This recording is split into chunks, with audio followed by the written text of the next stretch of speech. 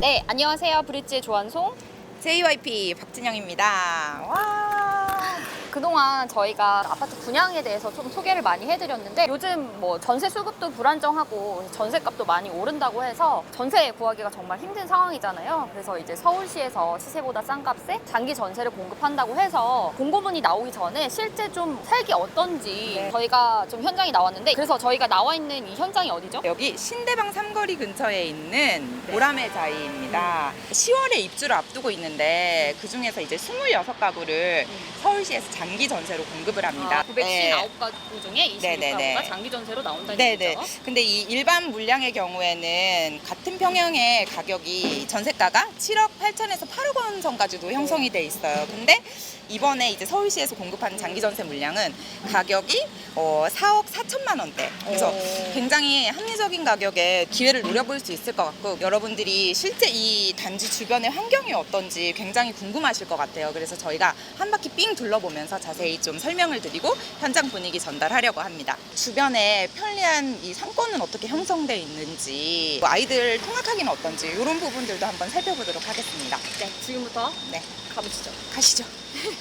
아직 공사 중이라서 약간 좀 어수선한 건 있어요. 네네. 그런 거는 감안을 하셔야 할 것 같고. 네. 아, 여기가 어린이집이 들어서나 봐요. 단지 바로 앞에. 저희가 아까 이쪽으로 가면 신대방 삼거리역이 바로 앞에 있거든요. 여기 동네에 가깝네요. 네. 도보 몇 분 정도 걸릴까요? 도보 2분? 2분? 정문 기준으로 2분 정도인데, 이렇게 넘어지면은 진짜 약간 엎어져. 폭우에 살짝은 닿을 것 같은 도로. 네. 그리고 일단 평지예요. 여긴 되게 평지라는 점이 또 장점일 것 같아요.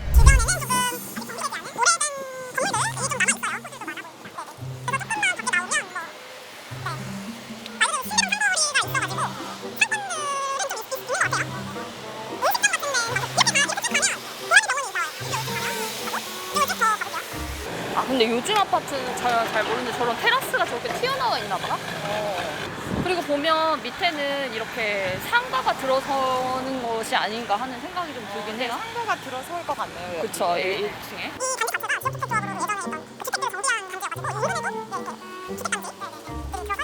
이렇게 조금 네. 정감 있게 작지만 편하게 이용할 수 있는 마트라든지 슈퍼라든지 이런 곳들이 많은 것 같아요.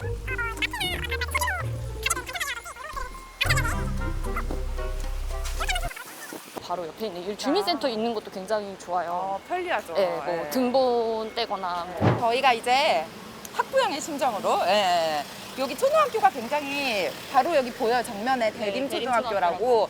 그래서 가는 길 어떤지, 통학 환경 어떤지 한번 직접 가보도록 하겠습니다.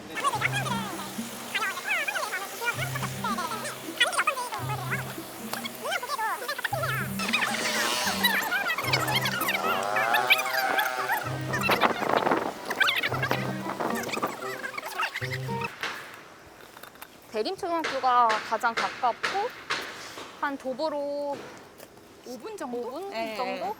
네. 5분 정도면 네, 느린 이렇게 걸음으로도 네, 올 수 충분히 있었던 올 수 있었던 것 같습니다. 보라매자이 이렇게 둘러봤는데 네. 주위 환경이 어떠신 것 같았어요? 제가 둘러봤는데 저도 이 근처에 살았어가지고, 근데 교통 같은 건 굉장히 편리하고 여의도는 정말 가까워요. 지하철도 너무 가깝고 버스도 많이 다녀서 괜찮을 것 같고, 여의도 출퇴근하시는 분들이나 직장인들에게는 굉장히 좋은 입지인 것 같습니다. 여기가 엄청 대단지는 아니잖아요. 뭐 주위 환경이 이렇게 완전히 정비됐다고 느끼기는 또 힘드실 수도 있는데, 또 이거를 정감 있고 편리하다고 느끼실 수도 있을 것 같아요. 이렇게 이용할 수 있는 소규모 상점들이 많아서 그런 것들을 감안할 때 특히 전세 가격이 정말 메리트가 있어요. 한 번쯤 도전해보고 싶은 곳이 아닐까 그렇게 네. 생각이 듭니다. 네, 여기까지 좀 현장을 정해드리고 네, 네, 네, 저희가 이제 강동으로 이동을 좀 해가지고 그 단지는 어떤지 좀 환경을 전해드리도록 하겠습니다. 그럼 제가 먼저 좀 이동을 해보도록 할게요. 어떻게 가신다는 거지? 아니 어떻게 오셨어요? 제가 묻고 싶은 말이에요. 저만 튀었는데 어떻게 저보다 먼저 오셨어요? 지금. 이런 거 하고 싶으셨던 거잖아요. 저희가 보라매 자이에서 지금 이제 강동으로 넘어왔어요. 네. 이 단지를 좀 소개해드리려고 왔는데, 장기 전세에서 가장 공급이 많이 되는 단지가 이 강동 리엠파크 13단지인데 간략하게 좀 소개를 드리면 총 675가구 중에 339가구 59제곱미터죠. 25평형이 339가구가 풀리는데 전세 가격이 조금 시세보다는 저렴하게 나왔어요. 이 맞은편에 있는 이 단지가 지금 입주를 시작하고 있는데 49제곱미터가 4억 5천만 원 가량의 전세 시세가 되어 있는데 네네. 이곳은 5구제곱미터거든요. 그런데 네. 5구제곱미터가 3억 2,500만 원에 이제 전세 가격이 나와 있어요. 그래서 이제 서울시에서 말하는 거는 시세 대비 65% 수준으로 저렴하다고 좀 소개를 하고 있는데 네. 주변 환경이 어떨지 저희가 좀 소개를 해 보려고 나왔습니다. 통학 환경을 좀 소개해 드리려고 했는데 솔직히 네네. 도보상으로는 좀 거리가 있더라고요. 네, 걸어갈 거리는 네,는 아이들이 아닌 또 것 걸어갈 같아서. 거리가 아닌 것 같아서 네. 이렇게 조사를 해보니까 어른 걸음으로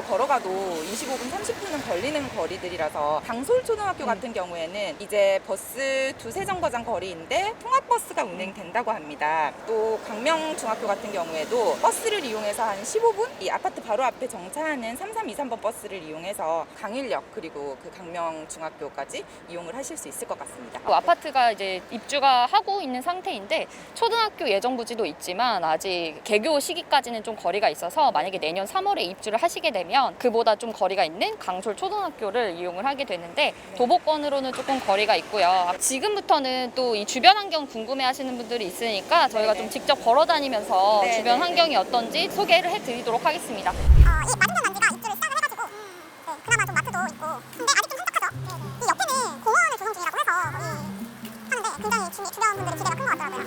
그리고 여기 보시면 좀 특징이 자전거 도로하고 여기 보도하고 분리가 되어 있어요. 그래서 이제 자전거를 타시거나 이제 큰 길로 한번 이렇게 쭉 돌아볼게요. 여기서부터 맞은편은 또 미사더라고요. 그래서 저희가 일전에 그 어반브리지 연결로 이쪽으로 지나갔어요. 약간 사건이 있었어요. 근데 어반브리지 때보다도 이 BM 13단지에서 오히려 이 사자동이 더 가까운 것 같아요.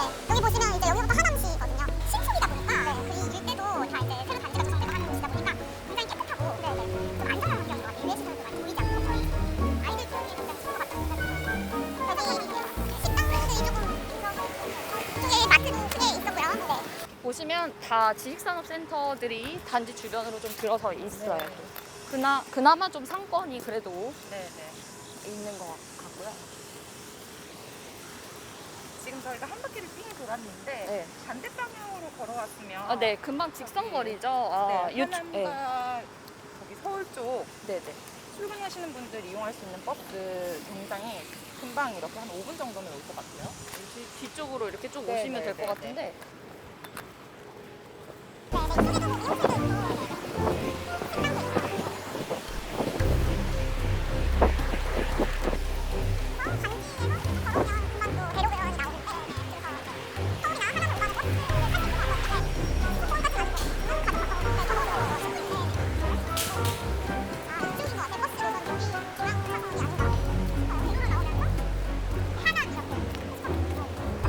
아, 여기도 식당이 꽤 들어서 있네요. 그러니까 상권이 풍부해요. 이용할 수 있는 곳들이 많고. 좀만 걸어 나오면 네네네. 가깝게는 5분. 여기인 것 같아요. 여기 네. 황산 사거리가 맞는데 이쪽 반대 방향도 있고 이쪽도 있고 여기 택시인가요? 택시죠. 네, 뭐 택시, 여기는 택시 정류. 저기가 정류장인데. 여기 승강장. 네. 여기서 이제 서울이랑 하남 오 가시는 분들이 여기서 많이 저기 이용을 하신다고 하시더라고요. 네네네. 공항버스도 여기서 탈 수가 있고. 네, 택시도. 네. 아, 여기 맞은편 보시면 하남 수산물 시장도 있어서 시장도 있고 대로변에 굉장히 다양한 정보들이 있는 것 같고 저희가 대로 쪽으로 쭉 이렇게 둘러왔는데 네네. 이렇게 더 가까운 길로도 옆으로 네네. 올 수 있었어요. 그러면은 5분 거리?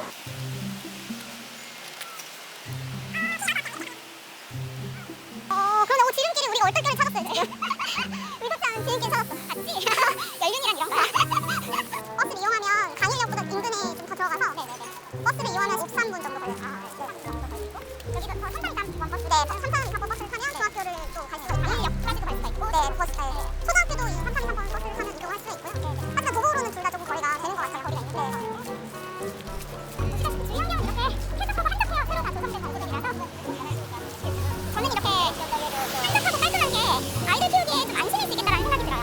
저희가 이렇게 리엠파크 13단지 인근을 한 바퀴 삥 둘러봤는데요. 서울이나 하남 쪽으로 출퇴근할 수 있는 버스 정류장도 굉장히 가까웠고 또 상권도 굉장히 풍부해서 쾌적하고 또 편리한 생활을 즐길 수 있겠다라는 생각이 들었습니다. 그래서 오늘 여기까지 현장 좀 내용 좀 전해드렸고요. 스튜디오로 넘어가서 입주자 모집 공고에 대해서 좀 자세히 소개해드리도록 하겠습니다. 네. 그럼 지금부터는 입주자 모집 공고문에 대해서 좀 설명을 해드리도록 하겠습니다. 먼저 일정을 소개해드리면 공고일은 2021년 8월 27일인데 이날이 청약 자격 판단 기준일이 됩니다. 순위별로 또 청약 접수 일정이 달라서 확인을 하셔야 합니다. 여기서 1순위와 2순위, 3순위 요건은 면적별로 좀 다른데 뒤에서 자세하게 설명해 드리도록 하겠습니다. 여기서 주목하셔야 할 게 1순위에서 아마 공급 세대를 300% 초과하게 되면 가령 3가구를 모집하는데 10가구 이상이 접수를 하게 되면 2순위와 3순위는 신청을 받지 않는다고 합니다. 이 순위별 청약 접수 결과는 접수 종료한 다음 날에 SH 홈페이지에 게시된다고 하니까요. 참고하시는 게 좋을 것 같습니다. 청약은 서울주택도시공사 인터넷 청약 시스템에서 가능한데 컴퓨터나 모바일로 가능하다고 합니다. 주의하셔야 될 게 청약을 접수할 때 전자공동인증서가 필요하다고 하거든요. 그래서 미리 확인하셔서 발급을 받으셨으면 좋겠습니다. 당첨자 발표일은 내년 2월 15일이고요. 계약 체결은 3월 10일부터 15일까지입니다. 입주 지정 기간은 당첨자 발표 후에 개별 통보된다고 합니다. 공급 내역을 소개해드리도록 하겠습니다. 공급은 신규 공급과 뒤에 공개 재공급 및 예비 입주자 공급으로 나뉘는데요. 먼저 신규 공급을 설명해드리면 강동 리엠파크 13단지와 보람의 자이가 해당이 되겠는데요. 설명을 드리면 이 신규 공급에만 일반 공급과 우선 공급이 적용이 됩니다. 공개 재공급 및 예비 입주자 공급은 양이 너무 많아서 공고문을 따로 링크를 걸어드리도록 하겠습니다. 공가 입주자 모집 규모가 가장 많은 곳은 25가구를 모집하는 강서구의 발산 3단지가 되겠고요. 리스트를 쭉 보시면 예비 입주자만 모집을 하는 곳이 있는데요. 이 경우에 대기 중 예비자 명단에 오르게 되는 거고요. 유효 기간은 내년까지 1년입니다. 단지별 최고 층수와 평형별 해당 동, 평면, 구조 이런 것들은 전자 팸플릿을 참고하시면 된다고 하고요. 단지별로 타입 구분 없이 신청 접수를 하게 되고 그러니까 평형별로 접수를 하게 되는 거고요. 전산 추첨으로 세부 타입 및 동 호수가 배정이 된다고 합니다. 그래서 이 동 호수 추첨은 무작위이기 때문에요. 저층에도 배정될 수 있다고 합니다. 여기서 주목하셔야 될 게 이 단독 세대주 그러니까 1인 가구는 전용 면적 40제곱미터 미만의 주택만 신청할 수가 있다고 합니다. 신청 자격에서 공통사항만 좀 설명을 드리면 입주자 모집 공고일 현재 서울특별시에 거주하고 계셔야 하고 성년자이며 무주택 세대 구성원이어야 합니다. 그리고 유형별로 소득, 부동산, 자동차 보유 기준이 있으니까요. 확인하시면 좋고요. 외국인은 지원하실 수가 없고 예비 신혼부부도 지원 가능합니다. 면적별 자격 기준을 소개해 드리겠습니다. 부동산과 자동차 가액은 동일하고요. 부동산 가액과 자동차 가액 확인하는 법은 제가 밑에 링크를 띄워드리도록 하겠습니다. 그래서 부동산 가액은 2억 1,550만 원이고 자동차는 3,496만 원 이하여야 합니다. 면적별로 소득 기준이 다른데요. 다음부터 띄워드리는 설명을 확인하시면 될 것 같습니다.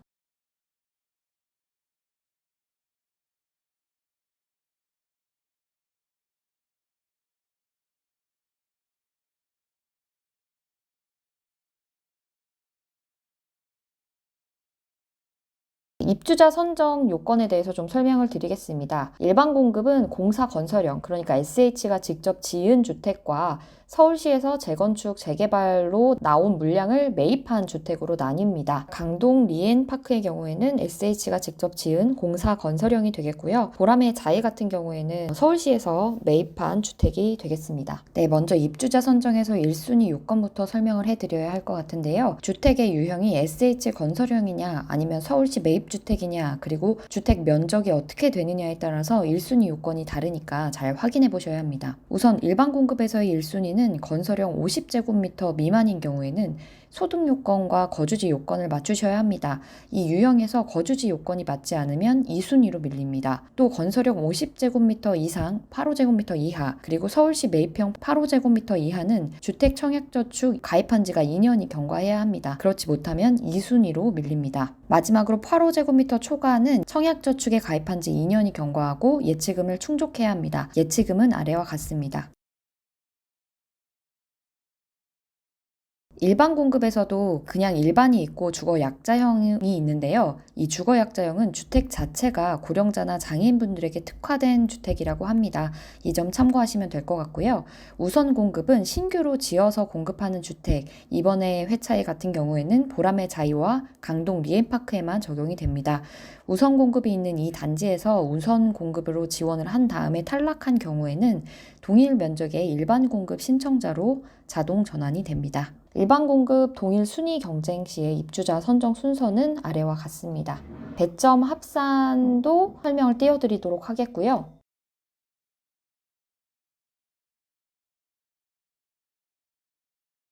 우선 공급은 신규로 공급하는 단지에만 적용이 되어 있는데요. 앞서 설명해 드린 것처럼 강동 리엠파크와 보람의 자이가 되겠고요. 유형은 공사 건설형과 서울시 매입형이 나뉘는데 아래와 같습니다. 앞서서 배점 기준을 설명을 드렸는데 여기서 감점 산정 기준이 또 있다고 하니까요. 이 점도 확인해 주시면 좋을 것 같습니다. 그러니까 좀 정리를 해드리면 일반 공급 동일 순위 내 경쟁이 있을 경우에 최종적으로 배점 합산을 고려를 하게 되는데요. 이 배점 에서 감점 사항을 총 계산을 한 다음에 입주자를 선정하고요. 또 만약에 점수마저도 동일할 경우에는 미성년 자녀 수가 많은 순으로 입주자를 선정을 하고, 그리고 또 미성년 자녀 수도 같을 경우에는 마지막으로 추첨에 의해서 입주자를 선정을 한다고 합니다. 유의사항을 설명을 드릴 텐데 꼭 확인하셔야 합니다. 한 가구 내에서 한 주택을 신청하는 것이 원칙입니다. 동일 무주택 세대 구성원 내에서 중복 신청하게 된 경우 둘 다 무효 처리가 되니까요. 꼭 확인하시면 좋을 것 같습니다. 간혹 배우자와 세대 분리가 되어 있는 경우 중복 신청이 가능하냐고 질문하시는 분도 있는데 이 경우도 불가능하다고 하니까요. 꼭 확인해 주시면 좋을 것 같습니다. 그리고 신청자 및 세대 구성원 중에서 과거 공공임대주택 임차인으로서 불법 양도 혹은 전대 행위로 적발된 경우 4년이 경과하지 않은 분이 있다면 입주 자격이 무효된다는 점도 확인하시면 좋을 것 같습니다. 일반 공급과 우선 공급의 자격, 해당 여부, 배점 적용은 공급 신청자 본인을 기준으로 합니다. 그렇지만 주택 소유 여부나 소득, 부동산, 자동차 보유 기준 이런 것들은 무주택 세대 구성원 전원이 대상이 됩니다. 그리고 입주 자격 중에 주택, 소득, 부동산, 자동차 보유 기준의 산정 기점은 입주자 모집 공고일이 기준이 되고요. 다만 사회보장 정보 시스템을 통해서 확인한 입주 자격은 해당 산정 시점에 산정된 것으로 간주를 합니다. 이런 경우도 있겠죠. 지금 공공임대주택에 거주 중인데 혹은 자녀가 결혼을 예정 중이고 이 예정 중인 이 자녀의 부부가 또 공공임대주택을 신청하는 경우도 있겠죠. 이 경우에는 신청서 상에 공공임대주택 거주 중이나 분리 예정이라고 반드시 체크를 하셔야 합니다. 요 아래 내용도 꼭 확인해 주시면 좋을 것 같습니다. 또 정말 꼭 확인하셔야 될 게 이 신청 자격은 입주자 모집 공고일부터 입주 시까지 계속 유지하고 있어야 합니다. 당첨 후에 주택 소유 등으로 자격 요건을 상실하게 될 경우 당첨이 취소되거나 계약이 거절될 수 있다고 하니 꼭 확인해 주시면 좋을 것 같습니다. 또 중요한 것이 임대 조건이 되겠는데요. 임대차 계약 기간은 2년이고요. 계속 거주를 희망하는 경우에는 관계 법령에서 정한 입주 자격을 유지하는 경우에 한해서 2년 단위로 계약을 갱신할 수가 있습니다. 최장 20년 거주할 수 있는 겁니다. 앞서 설명드린 것처럼 이 주택의 계약자는 입주자 모집 공고일부터 임대차 계약이 종료되는 시점까지 이 무주택 세대 구성원 자격 요건을 충족을 하셔야 하고요. 이 40제곱미터 초과 임대주택을 신청하신 분들은 공고일 이후 계속해서 2인 이상의 세대를 구성하고 있어야 합니다. 앞서 설명해드렸지만 만약에 그렇지 않은 경우 적발 시 퇴거가 됩니다. 장기 전세주택의 공급 가격은 2년마다 이제 심사를 하게 되는데요. 이 변화된 시세를 반영을 해서 가격을 조정을 하고요. 전세보증금의 5% 이내에서 전세금을 올리거나 내릴 수가 있는데 이 초과되는 보증금은 입주자에게 돌려주고 이 부족한 보증금은 입주자가 추가로 더 내는 방식이 됩니다. 앞서서 설명드린 것처럼 입주 시 기준 소득을 초과한 입주자는 임대 보증금이 할증이 되거나 퇴거가 되는데요. 기준 소득 대비 50%를 초과하게 될 경우 퇴거 조치가 되고 50%를 넘지 않는 경우에는 임대 보증금이 할증된다고 합니다. 이 할증 금액은 아래와 같습니다. 그 외에 입주 신청 자격인 무주택 요건이나 부동산, 자동차 보유 기준을 유지하지 못할 경우에는 계약이 취소되거나 갱신 계약을 할 수 없다고 하니까요. 이 점도 확인하시는 게 좋을 것 같습니다. 그리고 당첨자와 이 세대 구성원은 입주 즉시에 해당 주택으로 전입신고를 해야 한다고 합니다. 그렇지 않은 경우에는 관련 법령에 따라 처벌당하게 됩니다. 또 이 주소나 연락처가 변경된 경우에는 반드시 서울주택도시공사에 사실을 통보해야 한다고 합니다. 또 계약 체결 이후에 입주하지 않고 계약을 해지하거나 입주기간 종료일 이후 3개월 이내에 입주하지 않고 임대차 계약이 해지될 경우에는 소정의 위약금을 내야 한다고 합니다. 또 공공임대주택의 입주자 또는 입주자로 선정된 분들은 이 주택에 입주하기 전에 기존의 임대주택을 명도해야 한다고 합니다. 그렇지 않을 경우 전부 무효가 된다고 하니 확인해 주시면 좋을 것 같습니다. 당첨자 발표 이전에 분양권 등의 소유 사실이 추후 확인될 경우에는 당첨자 및 계약이 취소가 된다고 합니다. 서울주택도시공사에서 공급하는 장기전세 주택의 임차권을 양도하거나 전대 혹은 알선할 경우에는 처벌 대상이 된다고 하니까요. 이 점도 확인해 주시면 좋을 것 같습니다. 자금 시나리오를 조금 간략하게 설명을 드릴게요. 앞서 설명드린 것처럼 당첨자 발표일은 2월 15일이고 계약일이 3월 10일에서 3월 15일이었는데 이때 계약금의 10%를 내셔야 합니다. 그리고 잔금은 입주 전에 반드시 납부를 하셔야 되는데 나머지 90%가 잔금이 되겠고 SH공사에서 전세자금 대출을 연계하거나 지원하지 않는다고 하니까요. 각자 은행에 전세자금 대출을 신청을 하셔야 합니다. SH공사에 직접 문의를 해보니 버팀목과 같은 이 정책자금 대출을 활용하시는 분들도 있다고 합니다. 보통 이 계약금을 내고 이 계약금 영수증을 가지고 전세자금 대출을 신청을 하잖아요. 계약금을 내시고 은행에서 직접 확인을 해보셔서 조건이 맞는다면 전세자금 대출을 신청을 하시면 될 것 같습니다. 마지막으로 궁금해하실 내용들을 저희가 간추려서 미리 SH에 좀 문의를 해봤는데요. 설명을 해드리도록 하겠습니다. 첫 번째, 이 행복주택과의 차이점이 무엇이냐 이렇게 묻는 분들도 있는데 가장 큰 차이는 이 전세형이냐 월세형이냐의 차이가 될 텐데요. 단기 전세는 행복주택과 달리 월 임대료를 내지 않는다는 것이 가장 특징입니다. 그러니까 우리가 일반적으로 생각하는 전세처럼 전세 보증금만 내고 월 임대료를 내지 않는다는 것입니다. 네, 그리고 보증금을 어떻게 마련할 것이냐 고민이 많으실 텐데요. 대출은 SH가 연계해서 소개하지 않는다고 합니다. 그래서 버팀목 전세자금 대출 등으로 받는 분도 있을 것 같은데요. 입주 예정일은 당첨 시점에 별도로 통지한다고 합니다. 계약기간과 입주일이 너무 가까우면 자금 마련하는데 부담이 있겠죠. 아무래도 대출을 내는데 심사하는 시간도 있을 테니까요. 그래서 2, 3개월의 텀이 있다고 합니다. 계약금을 납부하고 바로 전세자금 대출을 신청을 하면 대출을 받아서 잔금을 납부하고 입주하는데 큰 무리가 없을 것이라고 합니다. 네, 다음으로 입주 자격 요건을 불충족하거나 계약을 취소하는 경우에 페널티가 있는지를 묻는 분들도 있을 텐데요. 계약 체결 후에 입주하지 않고 계약을 해지하거나 입주 지정기간 종료일 이후 3개월 이내에 입주하지 않고 임대차 계약이 해지될 경우 소정의 위약금을 납부해야 한다고 합니다. 여기서 이 위약금은 입주 지정기간 당시에 나가게 되는 관리비와 이자율 정도라고 합니다. 단독 세대주로 신청을 해서 40제곱미터 미만의 주택에서 살고 있는데 한 명이 더 같이 살게 될 경우 전입신고가 가능하냐 이런 질문도 있을 텐데요. 이 경우에는 상관이 없다고 합니다. 그리고 청약통장에 대해서도 묻는 분들이 있을 텐데요. 청약 저축은 85제곱미터 이하만 신청할 수 있고 청약 예금은 85제곱미터 초과만 신청을 할 수가 있고요. 그리고 청약 부금은 아예 장기전세 신청이 안 된다고 합니다. 이 점도 확인하시는 게 좋을 것 같습니다. 장기전세로 풀리는 가구가 몇 동 몇 호인지 알 수 있느냐 하는 질문이 있을 텐데요. 대상 동 호수에 대한 리스트가 SH 홈페이지에 나와 있다고 하니까요. 확인해 주시면 좋을 것 같습니다. 다만 계약 상황에 따라 수정이 될 수도 있다고 하니 이 점도 확인하시면 좋을 것 같습니다. 추가로 설명해 드릴 부분이 있는데요. 이 강동 리에파크의 경우에는 65세 이상인 분들은 고령자 우선 공급 그리고 일반 공급 주거 약자 형으로도 지원을 하실 수 있는데요. 둘 중에 한 가지 유형으로 선택을 하셔서 지원을 하시면 됩니다. 여기서 차이는 주택 자체에 있는데요. 주거약자형 주택은 이 1층과 2층 이렇게 저층으로 구성이 되어 있고